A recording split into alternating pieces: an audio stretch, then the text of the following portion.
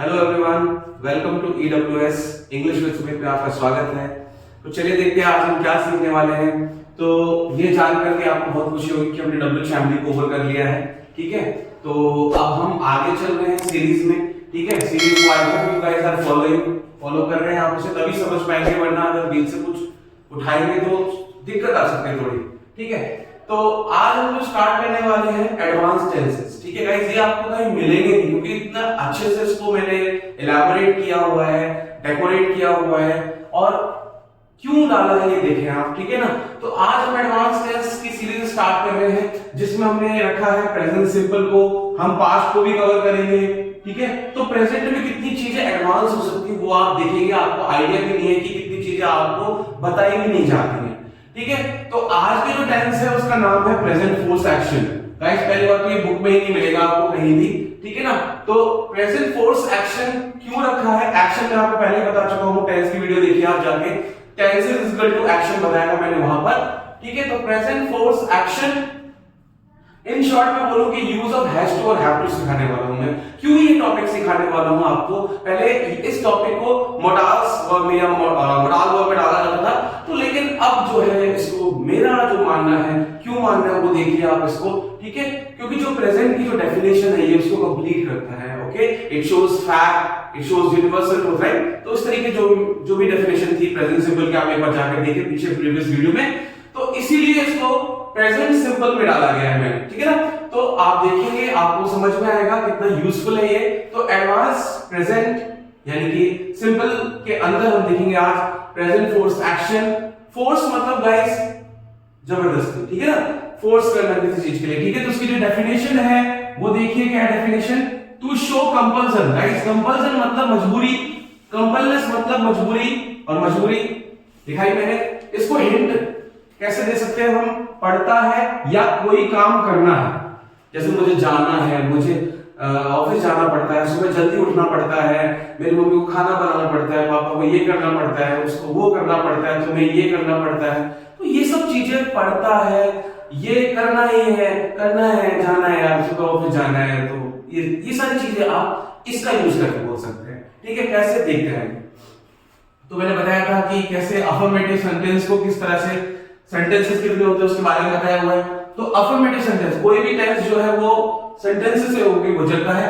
तो affirmative sentence में इसका रूल क्या है? Affirmative sentence subject plus has to have to. ठीक है, हैज टू हैव टू आपने एक बार में बोलना है, हैज टू हैव टू, ऐसे नहीं, हैज टू हैव टू, ऐसे नहीं, हैज टू हैव टू एक बार में बोलो। ठीक है, subject plus has to have to plus V1 plus object. तो गाइस हैज कहां लगाते हैं, हैव कहां लगाते हैं, इसके लिए आपको प्रीवियस वीडियो देखनी होगी, वहां मैंने बताया यूज ऑफ हैज हैव अच्छे से। ठीक है, अगर आपको मालूम है तो बहुत अच्छी बात है। ठीक है, तो आई वी यू दे के साथ हम हैव टू लगाएंगे, और he she, I we you they plural के साथ हैव टू लगाएंगे, और ही शी इट और सिंगुलर के साथ हम हैज टू लगाएंगे। ठीक है, या किसी नाम के साथ हम हैज टू लगाएंगे। ठीक है, तो ये देखिए I have to go to office, कि मुझे ऑफिस जाना पड़ता है, या ऐसे ही बोल सकता मुझे ऑफिस जाना है, दोनों का सेंस देगा क्योंकि कंपल्सन दिखा रहा है, मजबूरी दिखा रहा है। ठीक है, she has to cook food, क्या मतलब होगा? Yes, she has to cook food, उसे खाना बनाना पड़ता है या उसे खाना बनाना है। ठीक है ना, बात एक ही है। ठीक है, my mother has to wake up early in the morning, मेरी मम्मा को सुबह जल्दी उठना पड़ता है या जल्दी उठना है, बात एक ही है। ठीक है ना, तो ज्यादातर हम पढ़ता है का सेंस यूज करते हैं, बट कभी कभी इस तरह के सेंस में आते हैं, इसलिए मैं उसको भी लेके चल रहा हूं। ठीक है, अब बात करते हैं नेगेटिव में। नेगेटिव में गाइस ये क्या हो जाता है? Subject plus don't doesn't. देखिए गाइस ये जो डोंट डजंट लगा रहे हो ना, ये प्रेजेंट सिंपल का डिवाइस है। ठीक है, ये मोडाल के साथ नहीं लगा सकते आप। ठीक है ना, इसी वजह से मैंने इसको इस रो में रखा है। ठीक है, एडवांसेस में। ठीक है, तो subject plus don't doesn't plus फिर हैव टू, ये ध्यान रखना है आपने, डोंट डजंट लगाने के बाद फिर हैज टू का कोई रोल नहीं, ओनली हैव टू यूज होगा, प्लस V1 प्लस ऑब्जेक्ट।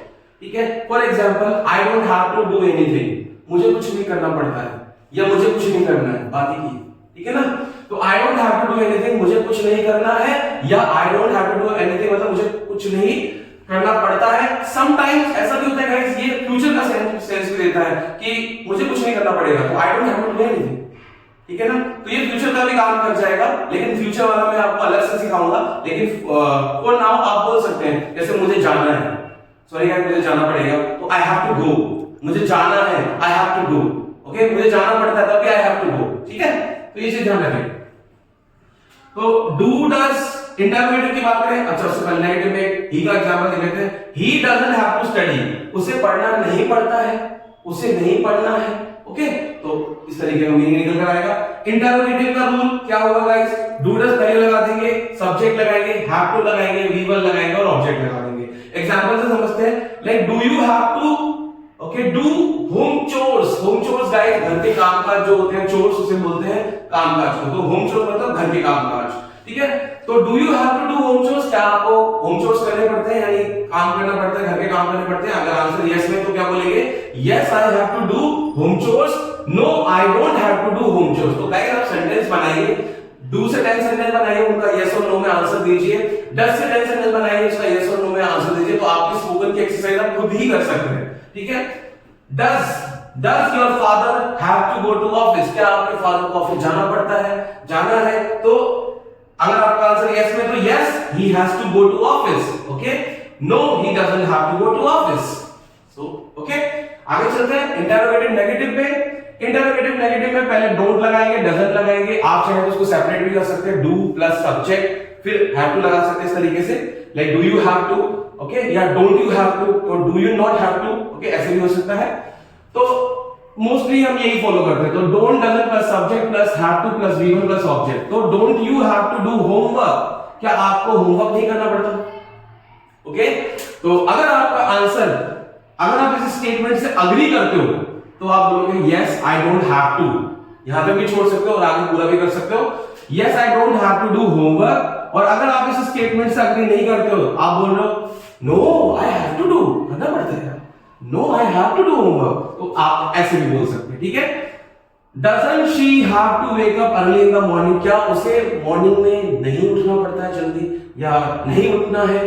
तो ऐसे बता सकते हैं। फिर अगर आप इस स्टेटमेंट से एग्री करते हो तो क्या बोलोगे, yes she doesn't have to wake up early in the morning. और अगर नहीं करते तो बोलोगे no she has to wake up.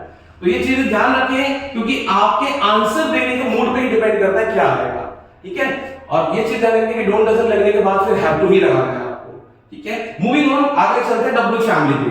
W family में क्या करेंगे, डब्ल्यू फैमिली लगाएंगे। डब्ल्यू फैमिली क्या होती है, इतनी सारे लेसन्स हमने किए, तो प्लीज जाकर देखो, समझ में आएगा आपको। ठीक है, W family plus do does लगाएंगे, उसके बाद सब्जेक्ट लगाएंगे, फिर have to, V1 and object. Okay, for example what do you have to do, तुम्हें करना ही क्या पड़ता है? ओके, करना क्या है तुम्हें, what do you have to do. Okay, so where does, okay, where does she have to go, कोई सब्जेक्ट लगा देते हैं, where does she have to go, उसे कहां जाना पड़ता है?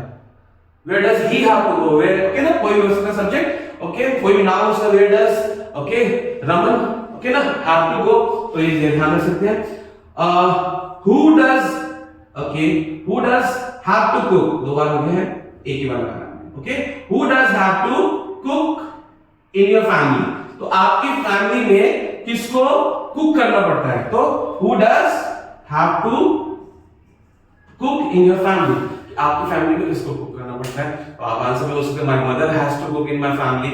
तो यही जो टेक्निक है आप समझना होगा आपको इसको। ठीक है, और इसी से आपकी इंग्लिश जो है वो आसान होगी। जब तक कॉन्सेप्ट क्लियर नहीं होंगे तब तक कुछ नहीं होगा। आप रट सकते हो, चीजों को रटे, बट उसका कोई फायदा नहीं, आप क्रिएट नहीं कर सकते रट के। ठीक है ना, तो अगर आप क्रिएट करना चाहते हो, कुछ अपना बनाना चाहते हो, तो प्लीज चैनल को फॉलो करो, सब्सक्राइब करो, बहुत जबरदस्त वीडियो आने वाली है इस पे। तो मिलते हैं नेक्स्ट लेसन में।